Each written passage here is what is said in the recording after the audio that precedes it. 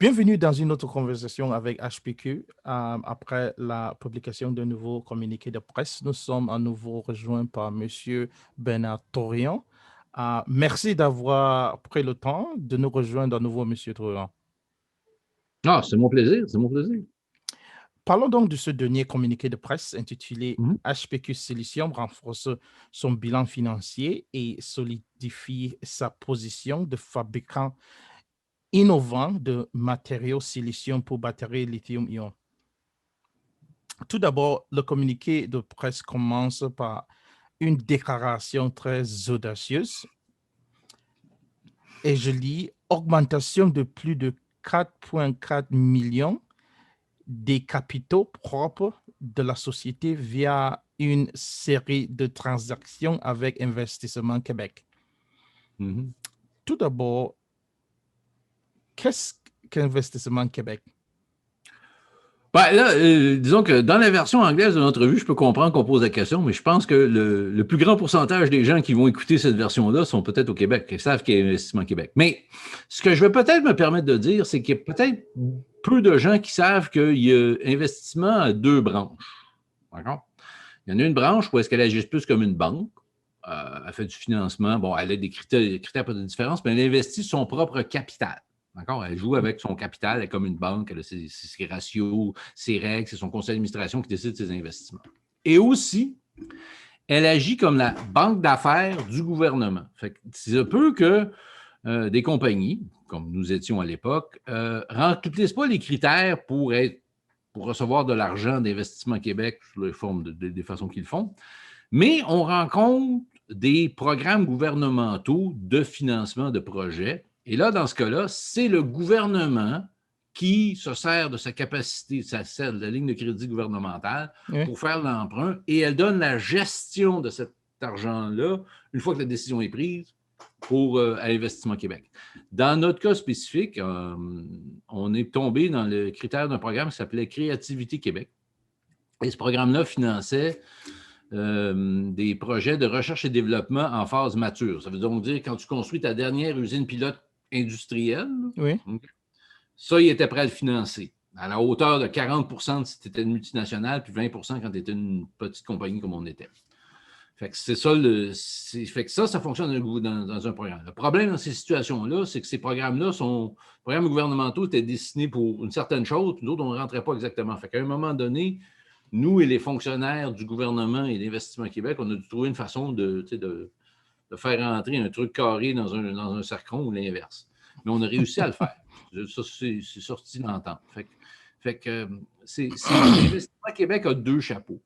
Quand c'est le ministère qui le fait, le gouvernement a d'autres critères à regarder que juste la profitabilité de l'entente. Ils peuvent dire c'est un projet qu'on pense qu'il y a de l'avenir. Fait que c'est plus des fois c'est pas des subventions comme telles, parce qu'il y a un côté commercial à ça, mais il y a un côté eux autres doivent le comptabiliser presque comme une subvention quand ils le font, puis quand ils font de l'argent avec, bien, ils sont heureux. Fait que dans notre cas, c'était ça, qui est arrivé en 2018. Il y a deux autres points à noter donc, dans ce communiqué de presse que j'aimerais que vous nous en disiez plus. Le premier étant une augmentation de plus de 2,3 millions des liquidités de la société grâce à l'exercice de 15 millions de bons de souscription. Et il y a un deuxième point aussi à noter, une rédaction de plus de 2 millions de la dette de la société. Non, là, alors, c'est pour l'investisseur novice comme moi. Pourriez-vous nous expliquer ce que tout ceci signifie? Oui, mais il faut comprendre que là, on parle un peu de lingo comptable de jeu. Il faut comprendre, bon, à la base de la comptabilité, c'est supposé être actif équivaut passif plus capitaux propres de la société. Fait que tu plugues tes affaires. Fait que quand tu reçois de l'argent, ça va dans l'actif. Quand tu as une dette, ça va dans le passif. Puis quand tu as des capitaux propres, ça va dans la section capitaux propres. C'est supposé s'égaler, en théorie. Fait que là, on parle de quand on a fait l'entente avec Investissement Québec, ce qui était une très, très bonne entente, qui était une débenture convertible 12 sous alors qu'on transigeait aux alentours de 8 sous, fait que, ils ont quand même démontré un support à ce moment-là, fait que ça fait beaucoup moins de dilution aussi à l'époque. Fait que c'est ça. Mais ça, dans nos livres comptables, d'accord, c'était comptabilisé comme une dette.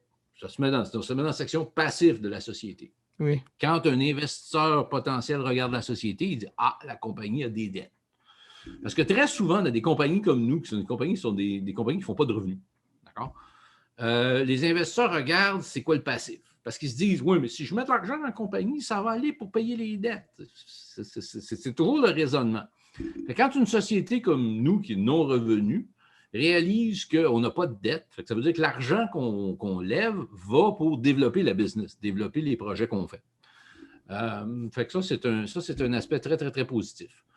Au niveau de la comptabilité, c'est ça. Deuxièmement, quand on a eu cette entente-là, c'était vraiment une très grande démonstration du gouvernement qui voulait supporter notre projet. Oui. Alors, c'était une débenture convertible, qu'on appelle non garantie, parce que tu as des débentures converties qui sont garanties. Et la deuxième chose qu'ils ont fait, c'est que les paiements d'intérêt qu'on leur devait pouvaient être ce qu'on appelle accrued en anglais, comptabilisé, ou je ne sais pas, moi, tu gardes les comptes, tu n'as pas besoin de le payer. Mais ça joue quelque chose d'assez important, parce que si tu as une débenture avec un prêteur ordinaire et tu dois faire des paiements d'intérêt, quand tu ne fais pas un paiement d'intérêt, tu tombes en défaut. Fait que le créancier peut reprendre les actifs de la société. C'est pour ça que c'est pour des compagnies comme nous autres, je ne suggère pas de prendre des débentures convertibles, à moins que tu le fasses avec une entité gouvernementale comme Investissement Québec, que tu sais que dans leur mandat corporatif, c'est d'aider des corporations québécoises à faire de la croissance et atteindre des étapes supérieures. Fait que c'est purement un lingot comptable, mais c'est un lingot qui est réel. On avait 1,8 million de dettes, puis on avait 200 quelques mille dollars de comptes à payer. Ça disparaît. On n'a plus de compte. Là, littéralement, on a zéro compte à payer. On a de l'argent en compte de banque. On a zéro dette. Fait que quand on va discuter avec des investisseurs, moi, je suis dans une très belle position, parce que les gens me demandaient qu'est-ce qui va arriver avec Investissement Québec, vont-ils convertir ou pas convertir? Mais non, ça c'est réglé. Fait que c'est du lingo comptable qui est important. D'accord? Mais l'aspect le plus important à comprendre, c'est moi, je peux dire, il y a plein de règles comptables qu'on vise. Mais quand des compagnies comme nous qui n'ont pas de revenus, bien, on a tous le même statut. Je pense que si tu lis les états financiers des 3500 compagnies sur le TSX Venture ou le CSE, tu vas voir qu'ils ont tous la note 1, une note sur le risque de continuité. Parce que notre continuité est basée sur notre capacité de générer des fonds, de lever des fonds, de générer des fonds. À un moment donné, ça change, mais c'est ça le concept des compagnies. Fait qu'être capable de faire ça, de convaincre le prêteur, même si le prêteur était le gouvernement, de le faire à échéance, parce que c'était un emprunt de 5 ans. D'accord? C'est un emprunt, c'est une dette de 5 ans, ils l'ont fait en avance. Naturellement, bon, au mois d'août, leur bon de souscription serait tombé caduque. Fait que c'est naturellement, ils auraient exercé, on aurait eu l'argent et nous, on aurait eu le droit des rembourser. Fait qu'on aurait pu faire une transaction financière où est-ce que, bon, ils ont investi à 12, on les a rachetés à 20, fait que c'est quand même mieux quand tu trades à 70, ça aurait pu être une bonne transaction. Mais dans le fond, ils ont voulu démontrer un support de notre projet en disant on va faire ça. Fait que dans le fond, ce que le gouvernement fait, c'est qu'ils ont mis quand même à peu près, si tu calcules le montant total, ils ont mis 4,4 millions dans HPQ de vrais dollars. Soyons honnêtes, ce n'est pas des funny dollars, c'est des vrais dollars qui ont été mis dedans. C'est la seule partie qui est peut-être vraiment des vrais dollars, c'est l'intérêt accru. Le reste, c'est des vrais deniers du gouvernement qui ont été investis dans HPQ pour qu'on avance. Ils se retrouvent maintenant actionnaires aux alentours de 10 %. Très, très bonne nouvelle. Puis c'est certain, ça augmente. Quand tu vas parler à des gros investisseurs, des fonds, ils aiment ça voir qu'Investissement Québec est dans ton histoire. Surtout au niveau où est-ce qu'on est rendu. Donc, Investissement Québec au EQ, pour EQ de détenir un peu plus de 10% du capital de la société, est-ce qu'une validation supplémentaire? Non, mais ce que ça fait, c'est que ça me donne une visibilité supplémentaire. Je sais pas, comment je peux dire, le fait que tu as EQ, c'est déjà un bon signe. On a le droit de dire qu'ils sont actionnaires. Mais sur le registre de beaucoup de courtiers, ils aiment ça savoir c'est qui les initiés et les gros actionnaires, puis ils vont voir que IQ détient 10 fait que ça devient, ça devient important, ça rajoute de la crédibilité, mais bon, ça ne rajoute rien de plus. Il y a quelqu'un qui m'a posé une question, est-ce que maintenant qu'ils détiennent 10 ils peuvent nommer des actionnaires? Il dit non, des administrateurs. Dit non, ça n'a rien à voir avec ça. Ça, c'est lors des négociations quand on fait l'entente. Puis les points qu'on a gagnés beaucoup dans la négociation, c'était une débenture qui était non garantie, c'était très avantageux. Un taux d'intérêt de 5 regarde, soyons réalistes, là, si j'avais fait à des taux commerciaux cette débenture-là à cette époque-là, Oui. le prix de conversion aurait été aux alentours de 9 sous. L'intérêt aurait été 15 à 20 et ça aurait été garanti. Fait que je n'aurais pas payé, on aurait tout perdu. Fait que, je comprends que présentement, des gens regardent en arrière en disant « Ah, le gouvernement est bon deal. » Non, c'est pas vrai. Ils ont fait un investissement, ils ont pris un risque, ils ont un rendement dessus, comme tout investisseur fait.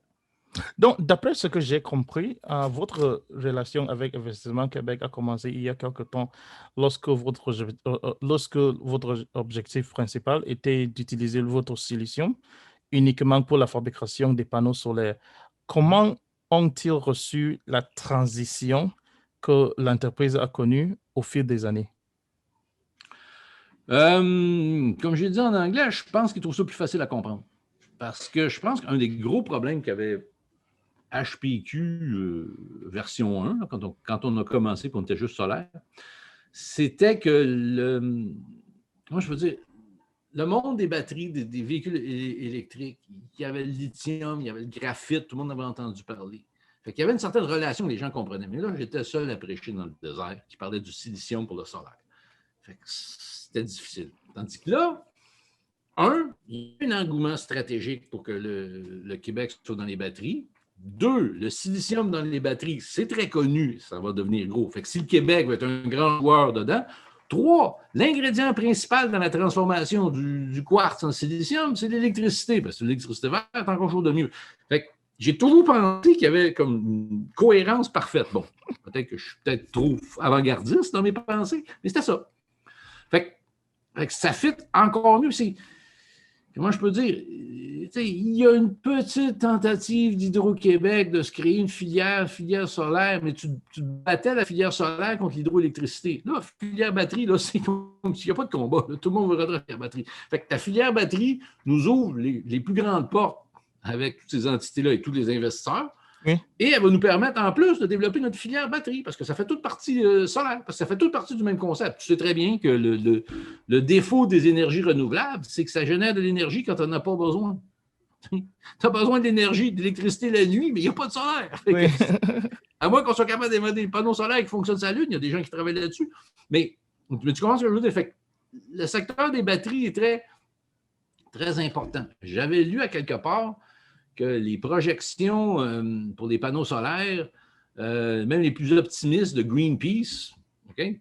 Quand les gens commençaient à parler de la pénétration et des coûts de production des énergies solaires,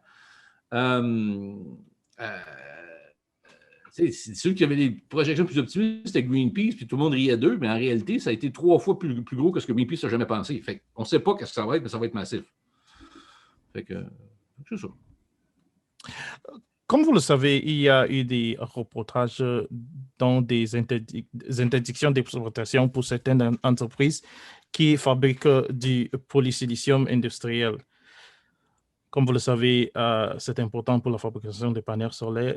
Dans les grands ordres des choses, qu'en pensez-vous de cette nouvelle? Ben, je pense que c'est une bonne nouvelle parce que c'est une bonne nouvelle sur vraiment plusieurs niveaux qu'il faut comprendre. Moi, ce que je trouvais toujours injuste, parce que quand on a présenté pour nous ce financement-là en 2018, notre argument était qu'on allait permettre la production d'un silicium vert solaire au Québec, où est-ce qu'on couperait.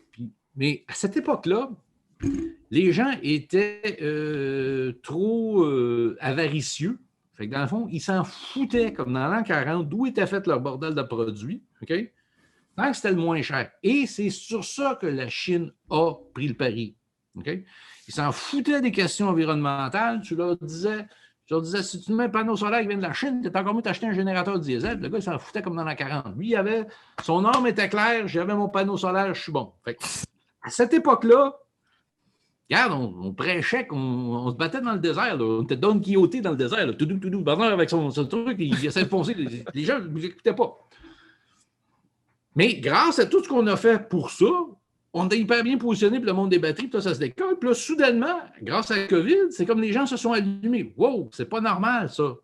Les Européens s'étaient déjà allumés à ça. Ils demandaient ce qu'on appelle un bilan carbone total. Fait que tu ne peux pas mettre une machine, comment je peux dire, tu ne peux pas compétitionner sa pollution de l'autre côté. Mais ce qui a changé le plus, et ce qui va jouer le plus là-dedans, c'est bien beau que les gouvernements disent ça, mais quand les banquiers puis les sources de fonds, ceux qui vont financer tous les projets solaires, OK, disent EEG, OK, explique-moi tout ça, là, c'est quoi ton barème? Là, ça va devenir hyper important sur tout le monde. Mais là, il n'y a personne. Comment je peux dire? Il y a des Chinois, ils ont tout détruit, toute la compétition partout dans le monde. Fait qu'il ne reste plus grand monde, à part nous autres, quelques d'autres, qui vont être capables de repartir des solutions. Fait que c'est, pour moi, je trouve ça énormément valorisant. C'est une confirmation que notre vision de ce qui s'en allait était la bonne. On a été précurseurs, mais grâce à ça, on est où est-ce qu'on est présentement. Écoute, on le savait tous quand le 2017-2018, quand les prix des Chinois ont coupé, ils ont fait ça encore pour tuer tout le monde. Ils l'ont emmené jusqu'à 8 $. Là, soudainement, il n'y a plus personne qui va en produire. Puis là, on vit dans un environnement absurde. Il dit, qui va vouloir l'autorisation d'une usine de polysilicium? C'est explosif, ces affaires-là. C'est des gaz toxiques au cube. Fait que là, tu as un problème. Je le sais parce qu'à un moment donné, il y a des gens ici au Québec qui voulaient ouvrir une usine de matériaux pour les panneaux solaires en se servant, parce que c'est l'électricité l'ingrédient principal, l'électricité québécoise. Puis toutes nous autres qui étions de l'industrie, quand on a regardé ce qu'ils parlaient, ils parlent de construire une usine de polysilicium. Faut-tu accepter? Les gens vont-tu avoir l'acceptabilité sociale pour une usine de produits chimiques comme ça? Oui. Si tu regardes les accidents industriels dans le monde les plus explosifs, c'est toujours des usines de polysilicium. Pourquoi tu crois que les Chinois les ont déplacés là-bas? Deux choses. OK? C'est que ça demandait beaucoup d'énergie. OK? Fait que ça faisait pomper beaucoup d'usines au charbon. Où est-ce que la population chinoise était? Toute la population. Fait qu'ils ont dit, ben là, ça peut pas. Fait qu'on va les déplacer carrément plus loin, archi loin là-bas. Il y aura un petit peu d'hydroélectricité, on va améliorer la consommation. Fait qu'on va améliorer notre pollution dans notre coin. Premier groupe. Puis on va déplacer là-bas. Ça a été ça le raisonnement. En faisant ça, ils ont dit, on va construire des plus grosses usines modernes. Ils ont comme tout détruit les coûts et tout structuré pour leur permettre de dire, ben quand tout ça va redécoller, on va contrôler. Mais là, ils se retrouvent dans une situation où est-ce que le monde s'allume à cette affaire-là. Nous autres, dans l'industrie, on était conscients de ça. Mais à l'époque, qui je suis HPQ, j'ai changé le monde là-dedans.